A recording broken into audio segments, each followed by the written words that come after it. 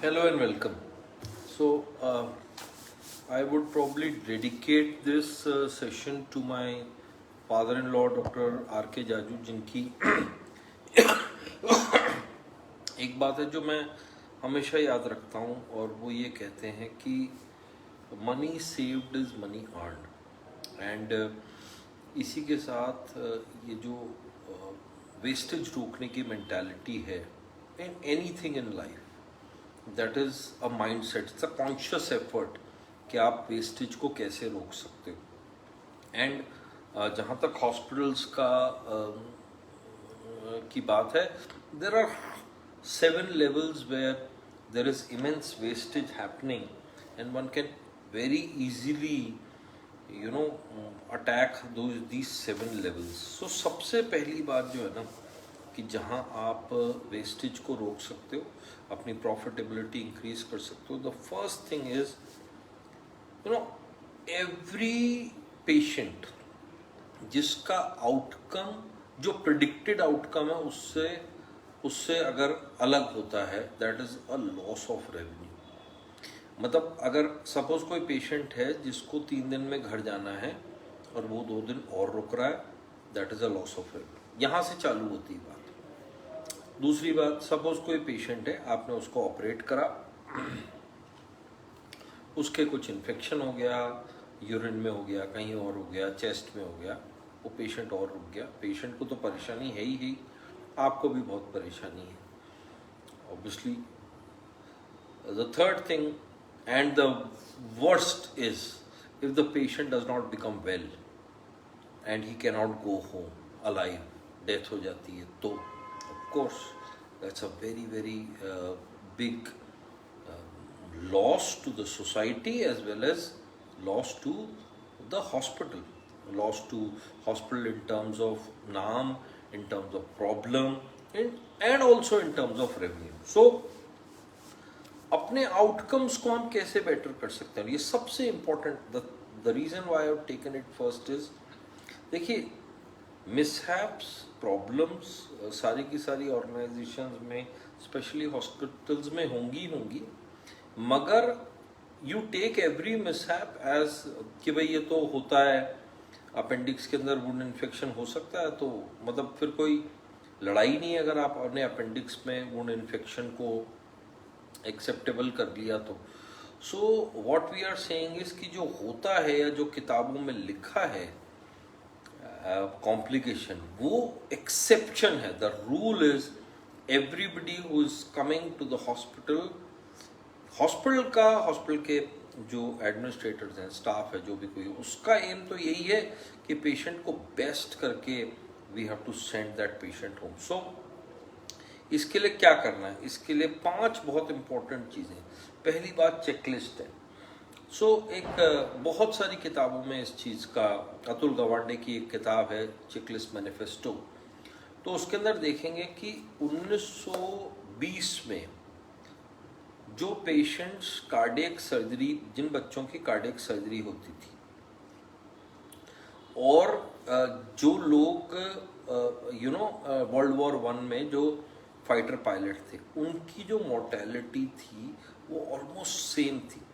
आप सोचें कि अगर 10 बच्चों का ऑपरेशन होता था तो 10 में से 5 बच्चों की डेथ हो जाती थी, और अगर 10 लोग प्लेन में उड़ते थे साल 2 साल के लिए, तो उनमें से 10 में से 5 की मौत हो जाती थी। आप कभी 1920 के प्लेन्स देखिएगा। 100 सालों में airline industry, aviation industry, the fighter pilot industry, उन्होंने चेकलिस्ट से, टेक्नोलॉजी से, ट्रेनिंग से, डेवलपमेंट से, ऑडिट से, रिव्यूज से, वो जो मोर्टेलिटी 50% मोर्टेलिटी जो थी, उस मोर्टेलिटी को 0.06% मोर्टेलिटी कर दी। For every flight that you take now there is a chance of, मतलब 6 in 10,000। सो बहुत कम प्रोबेबिलिटी है of every flight, including the fighter flight and everything, whereas we have only been able to decrease the cardiothoracic mortality from, हम 50% से दोनों जने चालू हुए थे, वो पहुंच गए 0.06 पे और हम पहुंचे हैं 6% पे। तो 100 गुना ज़्यादा इम्प्रूवमेंट एयरलाइन इंडस्ट्री ने मोर्टेलिटी में हमारे साथ करा। क्यों करा? हमारे से करा क्यों? पहली बात, चेकलिस्ट। आप देखेंगे कि मल्टीपल चेकलिस्ट होती है। आप जब किसी फ्लाइट में बैठते हैं तो कई बार आपको कोफ्त आ जाती है, अच्छा यहाँ चेक करेंगे, फिर वहाँ चेक करेंगे, फिर वो जो लेडी है वो आपको फिर मास्क लगाओ, फिर सीट बेल्ट लगाओ, फिर ये दिखाओ, ये demo, all of that relentless. आप देखिए आपके साथ हो रहा है हर लेवल पे। एयरलाइन इंडस्ट्री की एग्जाम्पल है जिसने चेकलिस्ट को यूज करके they have revolutionized the mortality that was there in the airline industry. The second is training. So training and development के ऊपर दो बातें हैं। हर आदमी को लगता है कि क्लासरूम में बैठे हैं और वहाँ कोई व्यक्ति है जो ब्लैक बोर्ड पे बना रहा है और उसको वो ट्रेनिंग कर रहा है। वो एक पार्ट है ट्रेनिंग का, मगर ट्रेनिंग एक कल्चर है जो कि ऑर्गेनाइजेशन में डलता है। जब आप साथ चलते हो, जब एक दूसरे के साथ साथ काम करते हो, साथ खाना खा रहे हो, कोई प्रॉब्लम आई तो सो ये ट्रेनिंग का कल्चर ऑर्गेनाइजेशन में डालना बहुत इम्पोर्टेंट है। एंड इस चीज़ के लिए कुछ तो स्ट्रक्चर्ड ट्रेनिंग होती है डेफिनेटली कहीं ना कहीं। और मैं कहूँगा कि सपोज आप एक छोटा हॉस्पिटल जहाँ 2 डॉक्टर्स हैं, 20 जनों का स्टाफ है, आप 2 डॉक्टर्स और 2-3 स्टाफ जो सीनियर है वही महीने में एक training. So we are talking about 1 training in a week, that also will become 52 trainings in a year. और उन ट्रेनिंग को अगर आप रिकॉर्ड कर लें और जो भी कोई नया व्यक्ति आए उसको वो 4 घंटे की ट्रेनिंग पहले दिन फर्स्ट हाफ में दिखा दें, I will tell you there is a lot of improvement that is going to happen in the organization, because कहीं ना कहीं हम कहते हैं ना हमें ट्रेंड स्टाफ चाहिए, ट्रेंड लोग चाहिए। सी ये ट्रेंड स्टाफ और ये ट्रेंड लोग हमें ही बनाने पड़ेंगे। या तो आप उनको बहुत गलतियां करने दें और उनसे सीखने दें, या फिर एक इनहेरेंट प्रोग्राम बना दे ट्रेनिंग का, एक इनहेरेंट कल्चर बना दे ट्रेनिंग का, and they can definitely learn very very fast and very well. Now आपने ये हो सकता है कुछ लोगों के लिए एक नई टर्म हो, क्लिनिकल ऑडिट।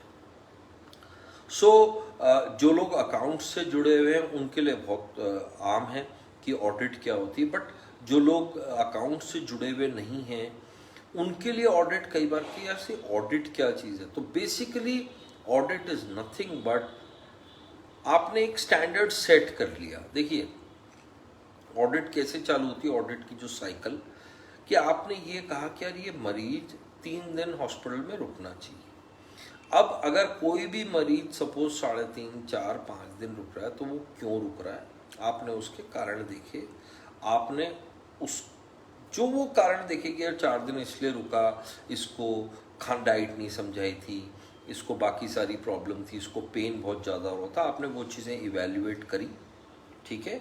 और फिर उसके बाद आपने कुछ रिकमेंडेशन करा कि आपने ये गॉल ब्लैडर का ऑपरेशन करा था, सिजेरियन का ऑपरेशन करा था, ये पेशेंट 2 दिन में घर जाना के लिए रेडी था, मगर जिस दिन घर जाना था उस दिन पेन बहुत हो रहा था।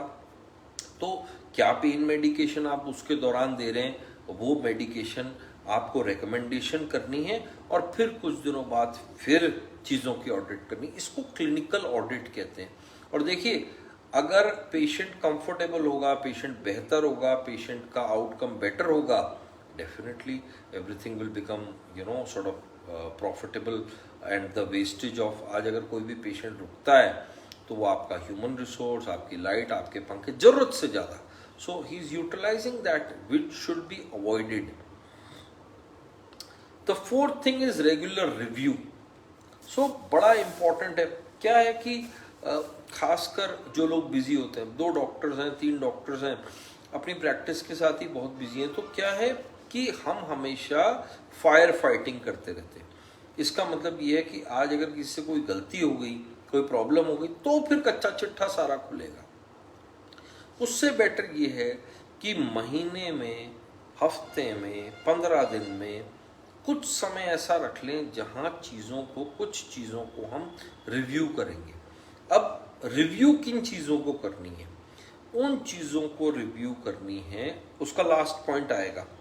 अगर आपके पास डॉक्यूमेंटेशन प्रॉपर है तो फिर आप डॉक्यूमेंटेशन जो चीज़ों को परेशानी कह रहा है उस चीज़ को आपको रिव्यू करनी है। अगर आपको ऐसा लगता है कि आपके क्लिनिकल आउटकम में इन्फेक्शन है तो आपको इन्फेक्शन प्रोसेस को रिव्यू करना है। अगर आपको लगता है कि आपके ब्लड रिजल्ट्स, लैब के रिजल्ट्स लेट आ रहे हैं, आपको उसको रिव्यू करना है। अगर आपको लगता है कि नहीं, आपका जो पेशेंट है उसकी मोबिलिटी में प्रॉब्लम है, तो आपको उसको रिव्यू करना है। तो जो भी कोई डॉक्यूमेंटेशन में प्रॉब्लम आ रही है, सो दो तरीके हैं। पहली बात तो रिव्यू के लिए analysis of the outcome as well as the data is very important। जैसा मैंने कहा कि अपने ऑडिट में कहा, ऑडिट में हमने आइडेंटिफाई करा कि क्या प्रॉब्लम है। सो जैसे कोई भी प्रॉब्लम होती है उसको डॉक्यूमेंट करके उस प्रॉब्लम के ऊपर डिस्कशन का मतलब ही रिव्यू होता है, और ये होना रेगुलरली चाहिए। That is something which is very important. So 5 things that can improve outcome: checklist, trainings, audits, reviews and documentation. Unless and until we do that, it is not possible to improve outcome. And I tell you, if the airline industry from 50% can go to 0.06%, we have, मतलब अभी तो हमारे पास बहुत scope है to improve outcomes at every level. Now the second important thing is use of material. अब हम सब लोग कुछ मटेरियल यूज करते हैं मरीज को ठीक करने के लिए। ये मटेरियल 3 पार्ट्स में डिवाइडेड है। पहला मेडिसिन, दूसरा इम्प्लांट्स है, तीसरा नॉन मेडिकल थिंग्स है। तो मैं आपको एक सिंपल एग्जांपल देता हूं। हर पेशेंट जो हॉस्पिटल में आता है, 90% prescriptions, whether you believe or you do not believe, they are we all write antibiotics. और इसमें बहुत सारे कारण हैं एंटीबायोटिक लिखने का। कुछ लोगों को लगता है कि इन्फेक्शन हॉस्पिटल में ना हो जाए, कुछ लोगों को लगता है कि अगर कुछ हो जाएगा इन्फेक्शन और हमने एंटीबायोटिक नहीं दिया तो क्या प्रॉब्लम है। कुछ लोग बाय डिफॉल्ट ही हर चीज के लिए एंटीबायोटिक लिखते हैं। एक सिंपल एक एग्जांपल है, you know, they don't feel have the confidence. Now every antibiotic that is used will cost the hospital, the patient, the system, the government, the taxpayers some sort of money. What is the judicial use of not only antibiotics but every medication that is given? That is again a mean of audit which has to be evaluated. So इसको basically prescription audit कहते हैं। Medicine के optimal use के लिए prescription audit होती है कि जो आपने लिखा है वो सब साइंटिफिकली पेशेंट को फायदा दे रहा है या नहीं दे रहा है। Again, if in doubt you follow what you are doing. मैं फिर ये कह रहा हूँ, अगर आपको लगता है, I am not saying to change whatever you are doing overnight. अगर आपने suppose you are doing a cesarean, you are a pediatric hospital, you are a cardiothoracic hospital, whatever you are doing, you keep doing, but still you may find that there are some things that may not be absolutely needed to, or may be of benefit to that particular patient. So the use of medications has to be बहुत सारी medication, जैसे हमने Covid में देखा था, हमने शुरुआत में कितनी सारी मेडिसिन दी, फिर एंड में ये हुआ कि पैरासीटामोल है एंड यू नो स्टेरॉइड है, and there are only 2 or 3 things. So science keeps on you know, रोज नए गाइडलाइंस आ रहे हैं, रोज नई चीज़ें हो रही हैं। सो यू हैव टू सी कि आपका जो पेशेंट पूल है उसके लिए कोई नई गाइडलाइन आई है, और वो अगर कोई नई गाइडलाइन आई है तो हमें कैसे उस गाइडलाइन को फॉलो करना है। The second thing is implants. So implant का मतलब ये है कि जॉइंट रिप्लेसमेंट का इम्प्लांट है, कैथेटर कोई लग रहा है वो इम्प्लांट है, अगर मैश लग रही है वो इम्प्लांट है, अगर जो जो स्टेंट लग रहा है वो इम्प्लांट है। सो देखिए वाइड वेराइटी है, बहुत सारी वेराइटी आप देखेंगे कि so it is choosing an implant is like choosing a car. You have cars, I will not take any company name, जिनके अंदर कोई सेफ्टी फीचर होता ही नहीं, still they are approved, still they are using, and then you have very very high end stuff जिसके अंदर मतलब सारे safety feature जो दुनिया के हैं वो सारे के सारे, मगर देखिए आप वन साइज फिट्स ऑल नहीं कर सकते। हम ये नहीं कह सकते कि हर आदमी को हुंडई की या मारुति की ही गाड़ी लेनी चाहिए, या अगर BMW या वॉल्वो आप अफोर्ड नहीं कर सकते तो आपको कोई गाड़ी लेनी ही नहीं चाहिए। पेशेंट की मेडिकल कंडीशन, पेशेंट की एज, पेशेंट की फिजिकल कंडीशन, आपका जो एक्सपर्टीज है, इन सब के बेसिस पे आपको एक कैफेटेरिया अप्रोच करनी पड़ेगी when you are using the implant. So if somebody comes to me with जिसको एक लैप्रोस्कोपिक हर्निया कराना है, तो कुछ मैश जो इम्पोर्टेड मैशेज हैं they come to the tune of से 50,000 to 1 lakh rupees। The same thing कुछ इंडियन मैशेज हैं विच कम से somewhere around 15 to 20,000 rupees। So depending upon what sort of patient, what sort of affordability, what sort of package, what sort of उसका insurance की limit है, one has to titrate the use of implant। and मैं फिर ये कहूँगा कि देखिए बहुत सारी आजकल इंडियन कंपनीज हैं which have started making fantastic stuff। so I think बहुत imported, बहुत महंगे implants, have confidence in the Indian system, ensure safety, talk to other people who are using it। बहुत सारे लोग मेरे को फ़ोन करते हैं कि सर इस कंपनी का इम्प्लांट है, वो कह रहे हैं आपसे बात कर लो। मैं कहता हूँ हाँ ठीक है, वी आर यूजिंग इट। जो बहुत सारे हाई वॉल्यूम सेंटर्स हैं, आप उनसे बात करें, if they are using it so अच्छा है ना, कि if there is an Indian company जो कि बना रही है इम्प्लांट, इट इज़ बेटर। हमारी गवर्नमेंट का या हमारी देश का भी भला है अगर कुछ मेड इन इंडिया चीज़ अगर अपन यूज़ कर रहे हैं, हम अगर प्रमोट करेंगे then other people will also come, but it should not compromise the safety of the medical treatment. The last thing is there are non medical things. बहुत सारी ऐसी नॉन मेडिकल चीज़ें हैं which are sort of wasted. आप अपने backyard में जाइए, आप अपने छत पे जाइए, आप अपने स्टोर रूम में जाइए, आपको देखेंगे कि कई बार बड़े हॉस्पिटल्स में बहुत सारे इनफैक्ट जो आप इन्फ्यूजन पंप्स होते हैं वो बेकार पड़े होते हैं, बहुत सारे इलेक्ट्रिकल इक्विपमेंट होते हैं जो बेकार पड़े होते हैं, कोई हीटर बेकार पड़ा है, कोई लाइट बेकार पड़ी है। कई बार चीज़ें जब हॉस्पिटल में इंफ्रास्ट्रक्चर चेंजेस होते हैं तो बाथरूम्स टूटते हैं, तो उनकी सिंक, उनके कांच, उनकी बाकी सारी चीज़ें, बहुत सारी चीज़ें हैं जो वो बेकार होती हैं। All of this if that is kept and that is used judiciously, so whatever is coming out of your hospital, that has to be kept properly and used at a judicious time। तो आपने उसकी एक store की एक inventory बनाना बहुत ज़रूरी है। और जैसे अगर कोई सामान वेस्ट हो जाता है उसको डिसमेंटल करके जो रीयूजेबल चीज़ें हैं वो हम रीयूज़ कर सकते हैं।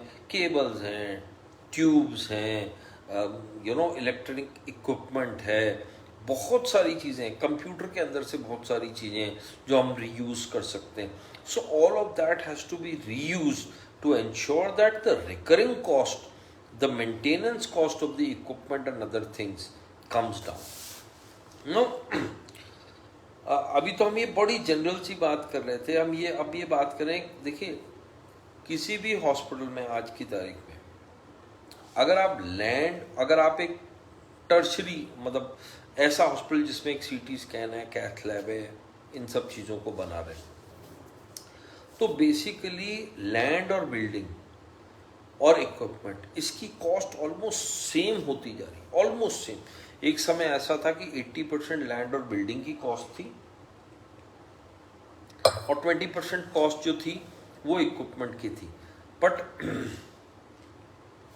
ये धीरे धीरे over the years it is becoming the same. और अगर आप if you are doing cancer and if you are doing other stuff, then जो जगह है उसकी जो जगह और जो मेकिंग है उससे 3 गुना कॉस्ट इक्विपमेंट की है।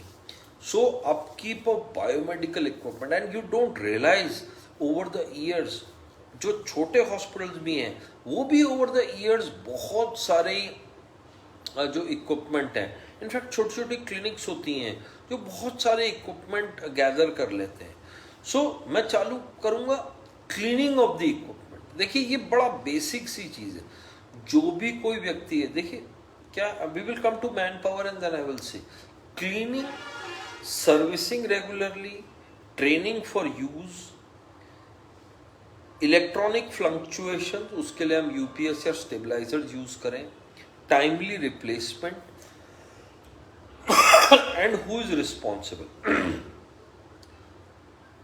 अगर हॉस्पिटल में कोई थर्मामीटर और बीपी इंस्ट्रूमेंट है, उसके नंबर के लिए और उसके रख रखाव के लिए कौन रिस्पॉन्सिबल है, एक व्यक्ति का नाम जरूर होना चाहिए। तो वो व्यक्ति, भाई हमारे पास कितने थर्मामीटर हैं? हमारे पास सर 34 थर्मामीटर हैं। हमारे पास कितने बीपी इंस्ट्रूमेंट है? सर हमारे पास 12 बीपी इंस्ट्रूमेंट है। हमारे पास कितने वेंटिलेटर हैं? हमारे पास 2 हैं। ये कब सर्विस हुए थे? सर ये 1 महीना पहले सर्विस हुआ था या 15 दिन पहले सर्विस हुआ था। ये क्लीन कब हुए थे? सर रोज क्लीन होते हैं। No compromise on this, there has to be no compromise on this at all.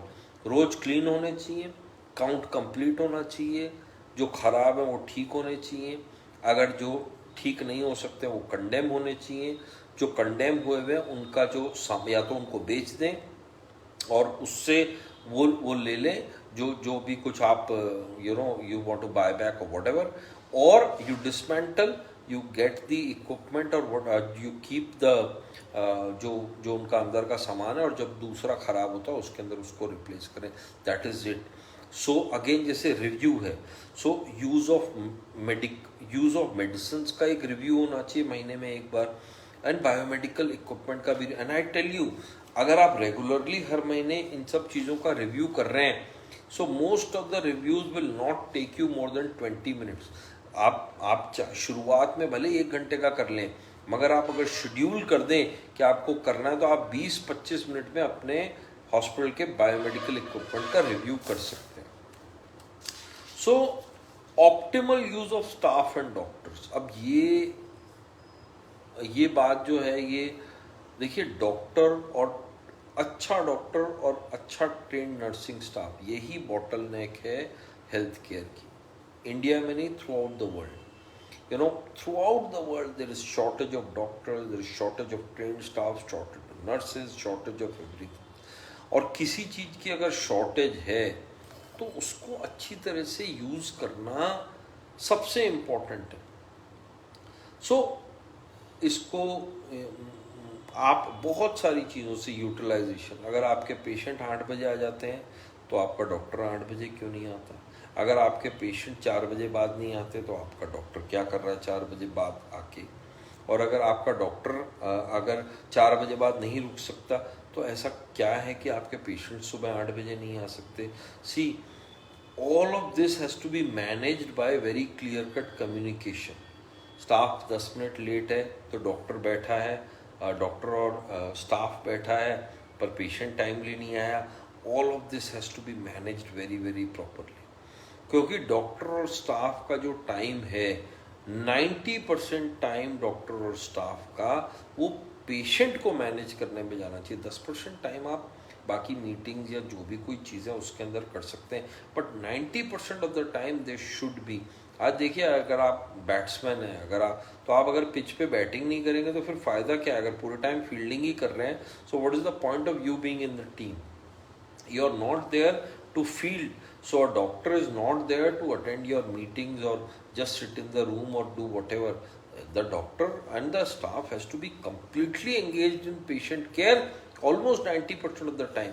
ये किसी भी हॉस्पिटल एडमिनिस्ट्रेटर का, हॉस्पिटल मैनेजमेंट लोगों का, प्रमोटर का ये प्रथम दायित्व है that your patient, your doctor and your staff has to be engaged for 90% of the time in patient care. So ये ना अब एक्चुअली एक समय ऐसा आ गया कि हर फंक्शन के लिए बहुत छोटे छोटे लोग चाहिए। मैं एम्बुलेंस का ड्राइवर हूँ, मैं गाड़ी का ड्राइवर हूँ, मैं रिसेप्शन पे ये काम कर सकता हूँ, मैं तो CGHS का ही काम देखता हूँ। See I tell you it is something which is ये देखिए ये चीज़ है ना, इंडिया जैसी कंट्री जहाँ रिसोर्सेज बहुत लिमिटेड हैं, हर चीज़ हम वेस्ट की फॉलो नहीं कर सकते क्योंकि रिसोर्सेज हर जगह डिफरेंट है। वहाँ एक्स अमाउंट ऑफ डॉक्टर हैं, वाई अमाउंट ऑफ पेशेंट हैं, and there is a standard outcome that is expected in a standard culture. But in India जहाँ 140 करोड़ लोग हैं, वहाँ लोग इतना इंतजार करें कि कोई एक स्पेशलिस्ट आएगा, वो एक पर्टिकुलर काम करेगा। Multitasking is very very important. So all the staff in the hospital has to have at least 2 if not 3 roles. So that is how he has to be utilized completely. आपका OT in charge होना चाहिए जो आपका biomedical के अंदर trend होना चाहिए। आपका जो नर्सिंग हेड है वो आपका इन्फेक्शन कंट्रोल के अंदर चेंज होना चाहिए। आपका जो रिसेप्शन वाला व्यक्ति है वो आपका NABH कोऑर्डिनेटर होना चाहिए। It is 2 roles is a rule. So 2 roles, 2 jobs, 2 salaries, everything is true. So ये होना बहुत बहुत बहुत ज़रूरी है। अगर आप कोई लीडरशिप रोल में और अगर वो 2 रोल नहीं कर रहा, so you will not be able to run the unit. So if there is a senior doctor and आप भले छोटी सी रिस्पॉन्सिबिलिटी दें, sir you are responsible for training, sir you are responsible for review of OT, sir your responsibility for pharma, your responsibility is for recruiting junior doctors, sir your responsibility for taking interviews of nurses, your responsibility sir अगर कोई patient grievance होता है, आज अगर कोई patient कोई problem लेके आता है, somebody has to tackle. So doctor हो या staff हो, उनके पास 2 रोल बहुत important है if you have to run your system efficiently and well. Job responsibility of staff is something which is very important. उनको पता होना चाहिए। देखिए 80% ऑफ द टाइम लोगों को ये पता ही नहीं होता कि उनसे उनकी ऑर्गेनाइजेशन क्या एक्सपेक्ट कर रही है। That is something which is so there is always a disparity, and जब जहाँ डिस्पैरिटी होगी वहाँ ऑप्टिमम यूटिलाइजेशन हो ही नहीं सकता। उसको लगता है कि मैं बहुत अच्छा काम कर रहा हूँ और आपको लगता है कि वो बहुत अच्छा काम नहीं कर रहा। This should not be there. So the day and the job role, job responsibility should not be like the like 18 अध्याय Bhagavad Gita. It should be written in 5 plain sentences कि यार ये आपकी जॉब रिस्पॉन्सिबिलिटी है, absolutely clear. It may be changing, आप हर 3 महीने में चेंज कर दो, आप हर 6 महीने में चेंज कर दो। Role responsibility should be clear. हर आदमी को पता होना चाहिए कि मैं इस ऑर्गेनाइजेशन में किसके लिए हूँ, आप भले चौकीदार हो या डायरेक्टर हो। There has to be a supervision for everybody. So if you are the owner, you have to be supervised by the board. If you are a doctor, you have to be supervised by a management people.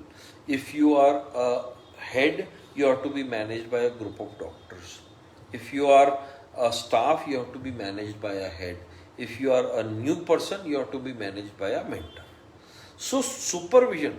So supervision को देखिए, supervision को आप ये मत सोचिए कि आपके ऊपर कोई मतलब कोई एक वजन रख दिया गया। Supervision is the only way where you, आपको फीडबैक कौन देगा? Is there anybody in this world who can work without feedback? And there is and जो जिसको इम्प्रूवमेंट की जरूरत नहीं है। सो आपने गीता में देखा कि भगवान Shri Krishna was basically was giving feedback to Arjun. That is what he said, that this is the thing that you, Arjun महाज्ञानी था मगर He also needed feedback. He also needed supervision. So all of this is still very very relevant. And optimal utilization. See, staff, मैंने बहुत सारी बातें करी हैं staff के बारे में. Staff has to be treated fairly. You have to have some scheme for welfare of staff. अब ये अलग अलग लेवल पे अलग ऑर्गेनाइजेशन अलग तरीके से वेलफेयर करती हैं, बट जो वेलफेयर होना वो आप फेयरली करें. मतलब ऐसा नहीं है कि इसको इतनी छुट्टी, इसको इतना एडवांस, इसको इतना डिले, इसको ये सब चीज़ें, जो भी कुछ करना है कैटेगरी के लिए क्लियर कर दें. हॉस्पिटल वाइज, सी एपेक्स हॉस्पिटल अगर लक्ष्मण जी को एम्प्लॉय कर रहा है तो वो 4 छुट्टी देगा, 50% एडवांस देगा. अगर 3 दिन वो लेट आते हैं तो उनकी तनख्वाह नहीं काटेगा. 1 साल में 3 बार रिव्यू करेगा, इतने % तनख्वाह बढ़ाएगा. Apex hospital. सचिन झंवर चाहे तो लक्ष्मण जी के लिए कुछ भी कर सकता है पर्सनल कैपेसिटी, क्योंकि मेरा लक्ष्मण जी का 20 साल का साथ है. That is, you are absolutely fine. But at an organisation you can not. अगर आप मालिक भी हो तो भी आप ऑर्गेनाइजेशंस के रूल को तोड़ मरोड़ करके किसी पर्सनल व्यक्ति के लिए नहीं कर सकते. आप अपनी कैपेसिटी में कुछ भी कर सकते हो. You are there. So as a team leader, as a owner, as a promoter, as a doctor, if you have to do something, you have to extra and करिए, then you have to do in your personal capacity. But the rules of the organization have to be same for each category, not everyone, each category. So that we should not remuneration, again very very important. See, 99% of the grievances of employees are because of remuneration and issues related to remuneration. सो हम कोई दिखावा या कुछ भी ये नहीं करें कि सर हम ये हेल्प कर रहे हैं, वो हेल्प कर रहे हैं. रेन्यूमरेशन इंडस्ट्री बेंचमार्क के साथ होना चाहिए, नहीं तो आपका बहुत ज़्यादा चर्निंग होगी.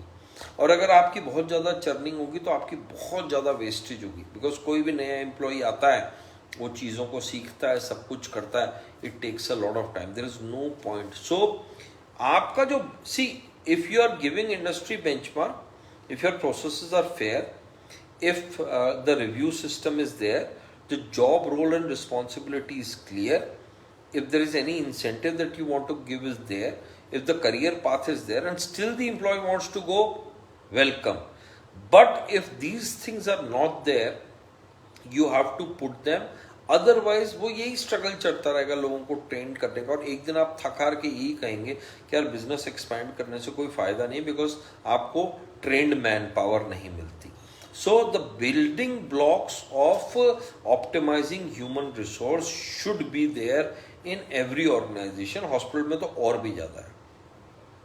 नाउ अब हम कुछ नॉन मेडिकल चीज़ों पे आ रहे हैं ना, एडमिनिस्ट्रेटिव कॉस्ट. से आई टेल यू व्हाट, हमने कुछ दिनों पहले एपेक्स हॉस्पिटल में भी स्टार्टेड मेजरिंग सारी की सारी जो बिजली की यूनिट्स रोज जो खर्च हो रही थी. So in one of our hospitals, see the observation, look at the observation. In on a standard day 7,500 unit बिजली की खर्च हो रही थी. हमने देखा संडे को भी 6,500 यूनिट हो रही है, जबकि संडे को रेडिएशन नहीं हो रहा, संडे को ओपीडी नहीं हो रहा, संडे को कीमोथेरेपी नहीं हो रही, संडे को ओटी नहीं हो रहा, संडे को सीटी स्कैन, एमआरआई ऑलमोस्ट 1/4 है. सो ये बिजली जा का रही है संडे को. And there was one day randomly जहां 10,500 यूनिट बिजली खर्च थी. So see, it is, at least we came to know that all of this is happening. So आप see what gets measured gets done. अगर आप किसी चीज को, अगर आपको वजन कम करना है तो आपको अपना वजन तोलना तो पड़ेगा ही पड़ेगा. अगर आपको बिजली की खपत कम करनी है तो आपको रोज की बिजली मापनी तो पड़ेगी ही पड़ेगी. सो you no, electricity reuse, so something, ये बड़ा एक बड़ा डिफिकल्ट टॉपिक है of medical reuse. But see what can be reused, because बहुत सारी चीज़ें हैं जो अगर आप नई भी लेते हैं तो ईटीओ स्टरलाइज्ड मिलती है, और अगर आप पुरानी जो चीज़ें होती हैं उनको आप स्टैंडर्ड नॉर्म्स है, बहुत सारी गाइडलाइंस हैं, एनएबीएच की हैं, क्लिनिकल एस्टेब्लिशमेंट एक्ट की हैं, कई इक्विपमेंट की चीज़ें हैं, अगर आप उनको रीयूज करें पेशेंट को कोई नुकसान नहीं, इनफैक्ट पेशेंट को ये फायदा है, it is less heavy on their pocket. See I tell you the concept, हर चीज एक कॉन्सेप्ट है। गवर्नमेंट कहाँ से पैसा लेके आती है पब्लिक यूज के लिए? हमारे टैक्सेस, ठीक है। एंड जो भी कोई पेशेंट के लिए रिसोर्स यूज हो रहा है अल्टीमेटली पेशेंट के पैसे से आ रहा है। इंडिविजुअल व्यक्ति को, इंडिविजुअल पेशेंट को फायदा हो या नहीं हो, मगर अगर पब्लिक जो गवर्नमेंट का जो टैक्स का मनी है, जो भी कोई है, उसका अगर यूटिलाइजेशन प्रॉपर करे, और हम अगर पेशेंट के दिए हुए पैसे का यूटिलाइजेशन प्रॉपर करें, at the end people, all of us will benefit. So मेरा ये मानना है कि अगर हम कहीं से भी ट्रीटमेंट की कॉस्ट को ऑप्टिमाइज कर देते हैं, eight the and health care industry, hospitals, doctors, staff, whoever, patients, everybody will benefit from that. Now, बहुत सारे चीज़ें हैं जिनको हम आउटसोर्स करते हैं। वो आउटसोर्स हमारे को फ़ायदा होता है, हमारे को नुकसान होता है, उसका वो एक बिजनेस डिसीजन है, मगर वो बिजनेस डिसीजन करना बहुत ज़रूरी है। फार्मेसी को, लैब को, रेडियोलॉजी को, डायलिसिस को, कैंटीन को, बहुत सारे लोग कैथ लैब को, इन सब चीज़ों को आउटसोर्स करते हैं। But you have to see on what terms and conditions you are outsourcing, whether you are outsourcing it to the right agency। ये जो एजेंसी है कहीं ऐसा तो नहीं है कि आपके आउटकम्स को अफेक्ट करे, तो पता चले कि कहीं तो आपको 1 रुपये का फ़ायदा हो रहा है, मगर पता चला कि उस एजेंसी के काम के कारण 4 रुपये का आपको नुकसान हो रहा है। So while outsourcing you have to see clinical outcomes, you also have to see the financial things, and you have to see the track record of that company before outsourcing. Last two things, which is purchase. So most of the smaller hospitals, the top man, the promoter, or somebody from the family is doing purchase. Most of the larger hospitals have a team which is doing purchase. It does not make any difference, there has to be somebody responsible, कोई ना कोई responsible है जो purchase कर रहा है। मगर purchase के अंदर 3 बातें बड़ी इंपॉर्टेंट है। पहली बात तो ये है कि परचेज का एक सिस्टम होता है, उसमें एक नीड जनरेट होती है कि भाई वो ये चीज़ आपको क्यों चाहिए, कोई ना कोई जस्टिफाई करता है। जैसे सपोज मैं एक सर्जन हूँ, मैंने कहा मेरे को एक एंडोस्कोप चाहिए, तो मैं उससे क्या करूँगा, मैं उससे कितने पेशेंट देखूंगा, मैं उससे कितना रेवेन्यू जनरेट कर सकता हूँ, उसकी मेंटेनेंस क्या है, उसकी एएमसी क्या है, उसकी लाइफ लाइन क्या है, कितने दिनों बाद दोबारा यूज़ होना है, all of this has to be. ये देखिए, परचेज वाला व्यक्ति अगर 4 सवाल पूछता है तो इस पर कोई बुराई नहीं है। अच्छा ये है कि किसी भी इक्विपमेंट की परचेज के लिए एक सेट क्वेश्चनर होना चाहिए। अगर आप खुद भी कोई चीज़ परचेज कर रहे हैं तो उस पर ज़रूर लिख लें, एक बार इवेल्युएट कर लें। कई बार क्या होता है, आदमी इमोशन के अंदर परचेज का डिसीजन ले लेता है। So medical, non medical equipment का यूज क्या है, उनकी डिटेलिंग क्या है, ये जरूर कर लें। अब आप देखिए कि कई बार ऐसा होता है, जैसे एक छोटी सी बात आपको बता दूं कि आपने तय करा कि आपको जो ये बायोमेडिकल के बैग है, 100 बैग 60 रुपए के आएंगे एक बार, ठीक है। अब वो जो व्यक्ति है, जो वेंडर है, उसने कहा कि ठीक है सर, 100 बैग 60 रुपए के आएंगे, हर महीने आपको पास 1000 बैग का बिल आ गया, 1000 बैग का बिल आ गया, और वो जो भी कोई 1000 बिल के जो पैसे थे वो आ रहे हैं। अब इसमें बहुत सारी बातें हैं। पहली बात, जो क्वालिटी आपने तय करी थी, क्या वो क्वालिटी है? भाई 100 रुपये के 100 बैग 60 रुपये के हैं और 100 बैग 120 के भी हो सकते हैं और 40 के भी हो सकते हैं. Is it the same quality? Second, 100 bag हैं कि नहीं है? That is something which is very important. The third thing is कि क्या आपको उन 1000 बैग की जरूरत है कि नहीं है? All of this is very important. So इसके लिए एक पीओ और जीआरएन मतलब परचेज ऑर्डर आपको करना है और वो परचेज ऑर्डर के साथ जो वो व्यक्ति माल भेज रहा है उसको मैच करना बहुत जरूरी है. कई बार ऐसा भी हुआ है, देखिए क्या होता है कि हमने तय कर दिया एक रेट है कि ये 60 रुपये का बैग है, मगर जब आपके सामने बिल आ रहा है, आपको याद है क्या कि आपने 60 रुपये करा था, 61 करा था, 62 करा था. There are some people like my father who will remember everything. मगर जहाँ 1000 चीज़ों की इन्वेंट्री है, मैं ऑनेस्ट कह रहा हूँ आपको सर कि ये इतना आसान नहीं है कि आप सो अनलेस एंड अनटिल कि सर ये पीओ था, इस पीओ के अंदर हमने 60 रुपये का करा था, ये वाला इक्विपमेंट था, अब देखिए ये 100 आ रहे हैं तो ये 100 के हिसाब से 60 के हिसाब से ये 6000 रुपये का होता है. तो कोई भी चेक कैश जो भी कुछ आप जो सिस्टम है उसको करने से पहले जो परचेज ऑर्डर है या जो बात हुई थी उसको जरूर चेक करके फिर ही पेमेंट करना है, नहीं तो पेमेंट नहीं करना है. दैट इज समथिंग, ये परचेज का रूल है. एंड मतलब बीच में एक बात कह रहा हूँ, all of you can come and have a look at Apex Hospital to have to understand all these systems. You're all very very welcome. So आप कई बार स्टोर में जाके देखें कि आपकी इन्वेंट्री क्या है. मतलब अगर आपके पास 2 लाख रुपए की एक्स्ट्रा इन्वेंट्री है तो क्या हम उसको चेंज कर सकते हैं? क्या हम अपनी क्वार्टर की क्वांटिटी को कम कर सकते हैं? What can we do? If you can do something we should do. वो 2 लाख रुपए you can buy an equipment and you know do something better. जो लास्ट एंड फाइनल चीज है वो फार्मेसी. सी, और जितना भी फार्मेसी के लिए कहा जाए उतना कम है. मतलब आई will not say I am an expert, most of you are. जो लोग डायरेक्टली फार्मेसी के बिजनेसेस में इन्वॉल्व होते हैं. तो सबसे पहले मैं ये कहूँगा कि जो प्राइस है ना, मतलब क्या जो लोएस्ट प्राइस की दवाई है वो बेहतर है या जो हाईएस्ट प्राइस की दवाई है वो बेहतर है?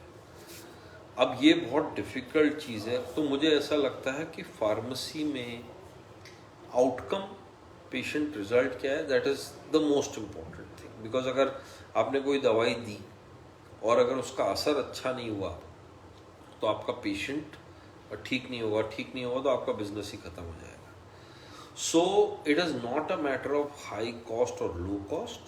It is a matter of the first thing is the patient is should get better. That is the first thing. The second thing is high cost की अच्छी है, high cost की बेकार है, low cost की अच्छी, ऐसी भी नहीं है. जो बेस्ट आउटकम दे सके और जिसका मार्जिन अच्छा हो और कॉस्ट कम, तो मुझे ऐसा लगता है 3 चीजें हैं मेरे लिए दवाई के लिए. पहली बात, आउटकम में कोई कॉम्प्रोमाइज नहीं. दूसरी बात, मेरे मार्जिन में कोई कॉम्प्रोमाइज नहीं. ठीक है. तीसरी बात कि यार कॉस्ट कम हो. मतलब अगर 20 रुपए की कोई दवाई है जिसका you know I am getting X amount of, say I am getting 5 rupees, I would rather have a 15 रुपए की दवाई जिसमें मेरे को मे बी 4 रुपीज़ या 3 रुपीज़ बच रहे हैं. बिकॉज वो जो लोअर कॉस्ट है कहीं ना कहीं, जैसा मैंने आपको कहा, वो इम्प्लीकेट होगी आपके बिजनेस में. So you know if the cost is same, try to keep, if the outcome is same, try to use medication which are slightly lower cost even if your margins are a bit low. This is my philosophy, because you will be able to increase the volume. The number of people coming to you will definitely increase. India के अंदर बहुत difficult है कि कोई ये कह दे कि यार we are a volume country. Every business, every aspect, every service in India depends upon volume. So let us be volume conscious, ensuring that there is a standard quality that we are providing. So no compromise on quality, but if the costs are lower, the chances of success are much higher. So pharmacy के अंदर expiry, मतलब who is looking at expiry in your pharmacy, who is looking at pilferage. Pilferage का मतलब ये है कि दवाई चली गई कहीं बिना पेमेंट हुए. सो कितने ऑगमेंटिन हैं, कितने एल्ब्यूमिन हैं, कितनी सिरिंजेस हैं. somebody has to know, somebody has to go and count, somebody has to ask difficult questions. अब मैं पूरे दिन 10 पेशेंट का ओपीडी देख रहा हूँ और पता चला हूँ 10 पेशेंट्स में से 8 पेशेंट या 6 पेशेंट ही मेरी दवाई ले रहे हैं, बाकी 2 जने दवाई ले ही नहीं रहे. सो इसका एक बड़ा स्टैंडर्ड सा फॉर्मूला है, एंड या तो जो डॉक्टर्स हैं वो करें या आपका मैनेजमेंट करे. दैट अच्छा भी है कि the patient should go buy the medicine from pharmacy. हालांकि they are free to buy it from wherever, I have no problems with that, but you give the pharmacy, आपकी pharmacy जो हो वो एक रीजनेबल कॉस्ट, कॉम्पिटिटिव कॉस्ट पे दवाई दे. And what you have to tell them is कि भाई आप ये दवाई ले आओ, मैं आपको समझा देता हूँ. बिकॉज होता क्या है, पेशेंट कई बार ऐसा होता है कि वो कहता है अच्छा नहीं मेरे अंकल की फार्मेसी में वहाँ चला जाऊँगा, फिर वो दवाई नहीं मिलती, फिर एक दवाई नहीं लेता, फिर वो उसका रिप्लेसमेंट लेता है, फिर वो घूमता रहता है, 2 दिन के लिए दवाई नहीं मिलती, फिर ढूंढ के वापस आता है. So what we are trying to say is that do not give people a chance कि भाई वहाँ सस्ता है. आपको पता है, आपने पता कर लिया reasonably कि हाँ यार इतने whatever benefits the other pharmacy is giving, उसका आप भी एक स्टैंडर्ड सा नॉर्म बना लीजिए. And you give confidence to your patients कि आप कहीं और से लेंगे यहीं से लें, हमारे को पता है कि ये सॉल्ट हमारे यहाँ अवेलेबल है और हम आपको समझा भी देंगे सारी की सारी चीज़ें. So loss of prescription should be minimized in pharmacy. It's good for both you, your doctor, as well as your patient. The last is reduce the number of items in your pharmacy. एक ही दवाई के अगर 8-8, 10-10 formulary को control करें. अगर आपने अपनी formulary को कंट्रोल कर ली, मतलब अगर आप एक मल्टी स्पेशलिटी हॉस्पिटल हो और आपके यहाँ 2-2,500 से ज़्यादा अगर फार्मेसी का में आइटम्स हैं, you will not be able to manage things very well. It has to be less than 1,800, preferably around 1,500, because तभी आप पिलफ्रिज को, तभी आप प्रॉफिटेबिलिटी को, तभी आप मार्जिन्स को, तभी आप एक्सपायरी को, सबको तभी. ये 2,500-3,000 से ऊपर आइटम्स में कहाँ कौन सी आइटम, कौन सी मैश, कौन सी हाई वैल्यू आइटम है, कब एक्सपायर हो जाएगी, आपको बिल्कुल पता नहीं चलेगा. सो फ्रेंड्स, अगेन जैसे मैंने आपको पहले भी कहा था, I am very happy. If you want just drop in your phone number. If you want to talk to somebody in Apex, if you want to come and see our systems, if there is anything in a way we can help you, we are very happy to help you. See you again very soon. Bye.